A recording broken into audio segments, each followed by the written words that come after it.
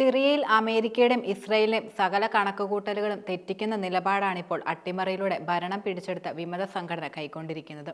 നിലവിലെ സിറിയൻ സർക്കാരും പ്രധാനമായും ലക്ഷ്യമിടുന്നത് റഷ്യയെ ഒപ്പം നിർത്തി സിറിയയുടെ പ്രദേശം കയ്യേറിയ ഇസ്രയേലിനെയും മറ്റ് പാശ്ചാത്യ ശക്തികളെയും തുരത്തുക എന്നതാണ്. സിറിയൻ ഭരണകൂടം പ്രധാനമായും വിലയിരുത്തുന്നത് റഷ്യൻ സേന സിറിയയിൽ നിന്ന് പിന്മാറിയാൽ സിറിയ ഇസ്രയേലിന്റെയും അമേരിക്കയുടെയും ആധിപത്യത്തിന് കീഴിലാകുമെന്നതുമാണ്. തങ്ങളുടെ ശത്രുവായ മുൻ സിറിയൻ പ്രസിഡന്റ് ബഷർ അൽ അസാദിന് അഭയം നൽകിയിട്ടും റഷ്യയുടെ ഒരതൃപ്തിയും നിലവിൽ സിറിയൻ ഭരണകൂടം യാതൊരു വിധത്തിലും കാണിച്ചിട്ടില്ല. അൽഷാറ റഷ്യയുമായി കൈകോർക്കുന്നതിന് പിന്നിൽ സിറിയയിൽ വിദേശ ശക്തികൾ നടത്തുന്ന ആക്രമണത്തെ ചെറുക്കുകയെന്ന ലക്ഷ്യമുണ്ടെന്നാണ് നയതന്ത്ര വിദഗ്ധരുടെ പ്രധാന വിലയിരുത്തൽ. യുക്രൈനിൽ യുദ്ധം അവസാനിപ്പിക്കുന്നതിനെ തുടർന്ന് സിറിയയിൽ കൂടുതൽ ശക്തമായ റഷ്യൻ ഇടപെടലുകൾക്ക് സാധ്യതകൾ ഏറെയാണ് നിലനിൽക്കുന്നത്. സിറിയയുടെ നിരവധി പ്രദേശങ്ങൾ പിടിച്ചെടുത്ത ഇസ്രായേലിനെ സംബന്ധിച്ച് റഷ്യൻ നീക്കം വലിയ പ്രതിസന്ധിയാണ് സൃഷ്ടിക്കാൻ പോകുന്നത്. റഷ്യയുമായി ഒരു ഘട്ടത്തിൽ പോലും ഏറ്റുമുട്ടൽ ഇസ്രായേൽ ആഗ്രഹിക്കുന്നില്ല എന്നതും യാഥാർത്ഥ്യമാണ്.